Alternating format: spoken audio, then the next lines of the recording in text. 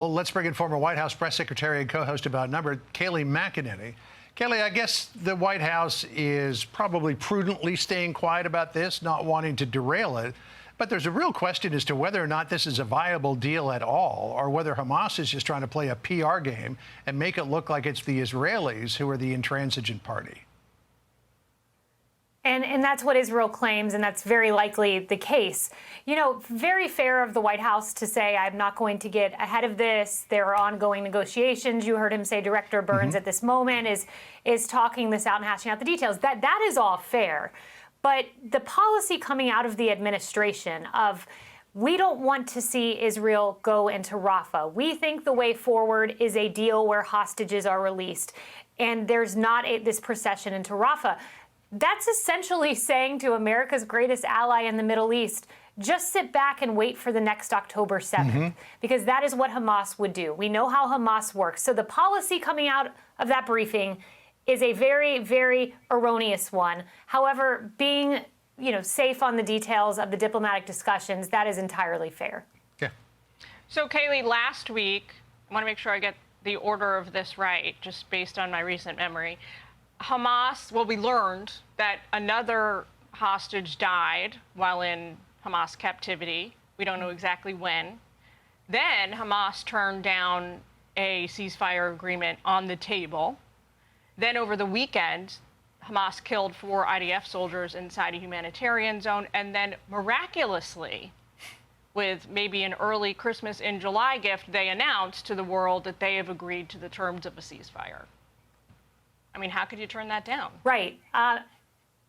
Right, exactly. The timeline speaks for itself. And as Israel is saying, evacuate Rafah because we are on the precipice of an invasion. And then all of a sudden they miraculously agree to this ceasefire, of which we don't even know what the terms were or are, or if there was any Israeli discussion there. But, one other thing I just want to point out as we were listening to that, and John, I'm sure you would agree with me here. I mean, where were the questions about the aid that was halted, this huge Axios report we've been talking about for more than 24 hours. And the line at the bottom is the White House has declined to comment as to why this ammunition was halted.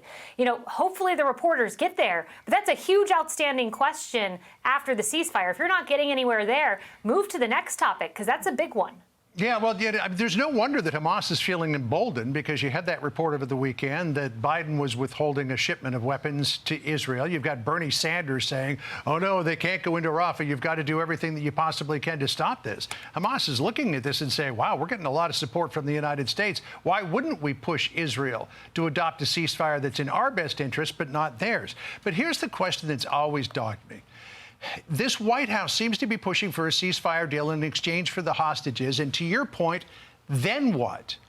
Because if Hamas is left with its 4 brigades in Rafah, October 7th will happen again at some point in the future. And we're at a point now, we brought this up with Brent Sadler, where Iran has been made to look like a toothless tiger, that it can throw literally everything it's got at Israel. 99% of it gets shot down. So Israel and the U.S., it would seem to me, are in a better position than ever to demand an unconditional surrender by Hamas and then get to some sort of political solution for the way forward. Yeah, but you need resolve in the White House. You need a very clear foreign policy doctrine, absolute resolve behind our ally Israel. But to your point, what they're asking is release the hostages, which Israel says there are about 130. They presume, Israel, that perhaps a quarter of them are not even alive anymore, which is tragic to think about. But then you leave Hamas leadership in place in the tunnels of Rafah. You leave the infrastructure in place so that all of a sudden Iran, the proxies, can flood weapons back to Hamas. So October 7th happens again. I fear what is happening here is domestic politics is entering what should be a sacrosanct realm of foreign policy.